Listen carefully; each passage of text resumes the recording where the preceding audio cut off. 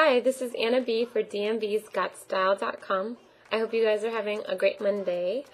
I got a request from one of our readers on doing a video for how to clean your makeup brushes. So I am going to do that today, and I'm also going to be talking about the essential makeup brushes. If you're kind of new to makeup and you're trying to build up your little makeup kit, this is a great video to let you know which brushes you absolutely have to own and what their functionality is and how to clean them. I know a lot of people, when they go into like Sephora or MAC or any of the stores that carry makeup brushes, you see all these brushes and you're like, what the heck, what should I buy? And what are all these brushes for? And yeah, it can be really overwhelming. So this video will help you out just to choose the right brushes to build your kit and the ones that really make a difference for your face. So I'm going to start with choosing the brushes, and these are my 7 essential brushes. I definitely use a whole lot of different brushes as a makeup artist, but these are the ones that I would totally recommend for someone who's trying to build up their little makeup brush kit. The first brush that I'm going to recommend is a blending brush for your eyes, and this is a MAC 217 brush. It's kind of a fluffy type brush, and there's another one that's MAC, it's the 224, which is probably even more popular than this one, MAC's 224, and that's also a blending brush. The reason why these blending brushes are so important is because when you put eyeshadows on, you don't want to see a harsh line for where you put the eyeshadow on, because that's when it looks kind of bad.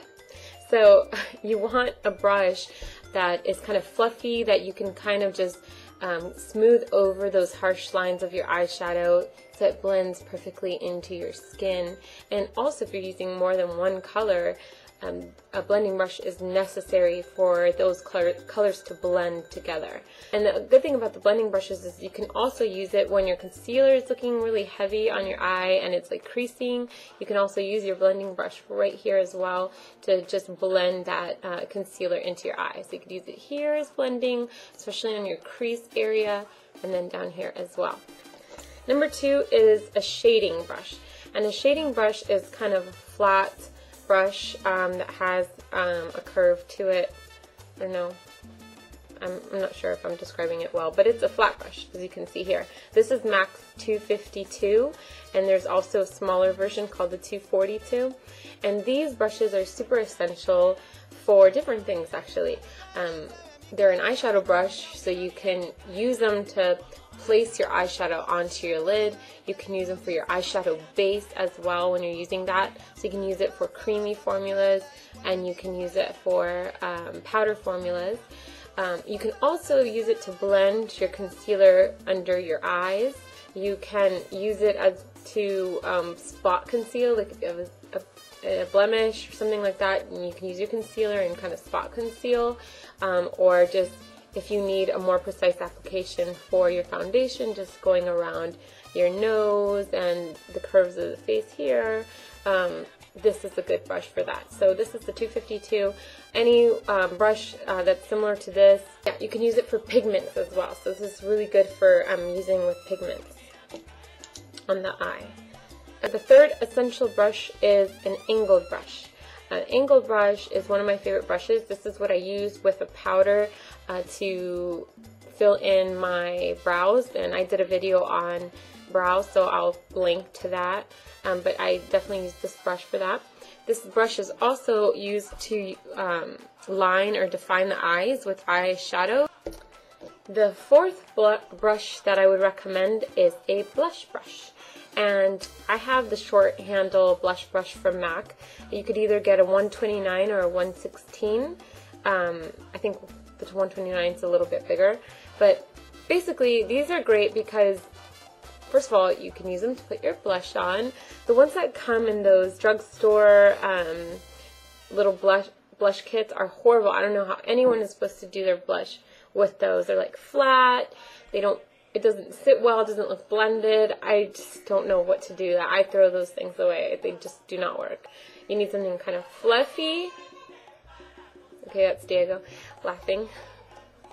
And if you don't have a face brush, you could use this as a face brush. It's a little denser than what you would want to use for your face, but if you have nothing else, at least a blush brush, you can use it to put powder all over your face, and you can use it for bronzer as well. So a blush brush is really important.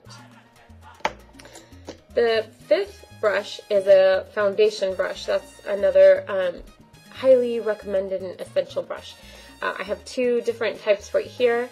This one looks more like a paint brush, and it's the MAC 190.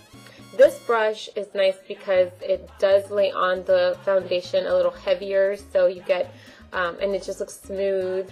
So this one is a little different here. This is the MAC 130 brush, and it's a stippling brush. You see how just the bristles are kind of pointy, and it's dual fiber, so it has like it has real and synthetic hairs to it, and this is really good for buffing the foundation into your skin. So this is also a really nice brush. I use both of them.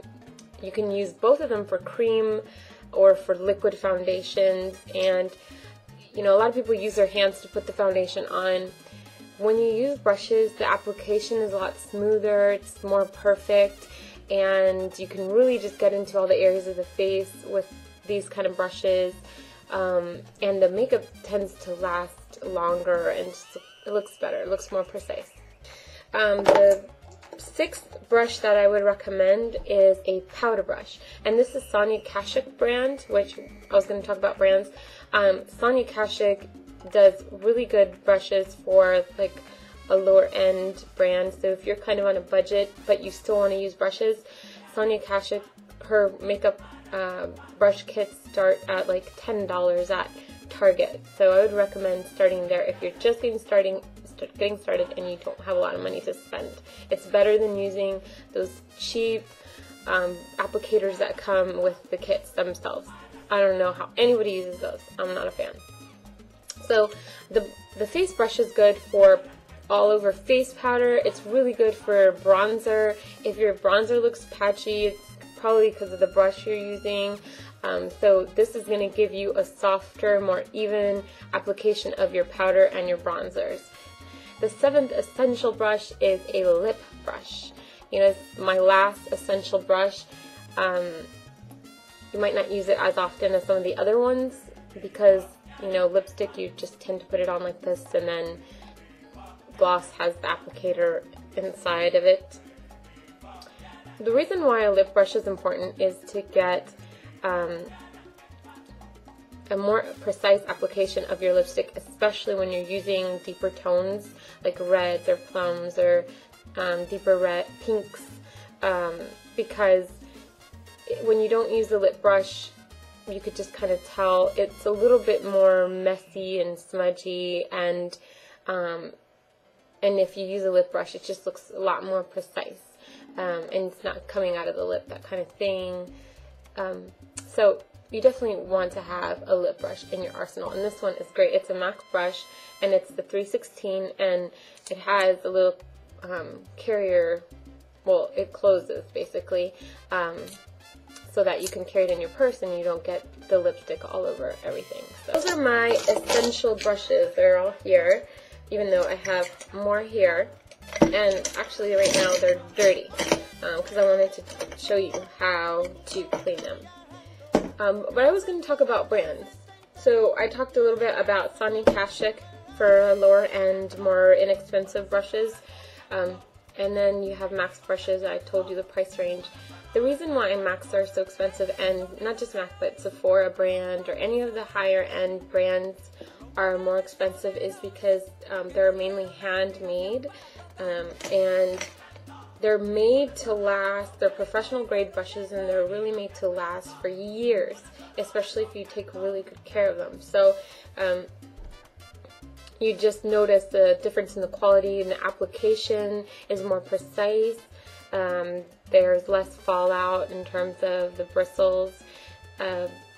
The bristles are softer on the more expensive brushes, and they give you just a smoother application. They're better functioning, and the materials for the brushes are just more expensive. So basically, you get what you pay for. Now, with that in mind, the low-end brushes like the Sonia Kashuk ones are really good too if you're starting your brush collection and you're on a budget. But these are mass-produced instead of handmade, and they're effective, but they're just not going to give you as precise of an application, and they may not last as long. They may fall apart. So I've had this one for a couple of years though, and I did have a bunch of Sonia Kashuk when I was first starting with my brushes, but I gave some of them away, so because now they're all, well, I've moved on, let's just say that. But yeah, these were good to me for a long time.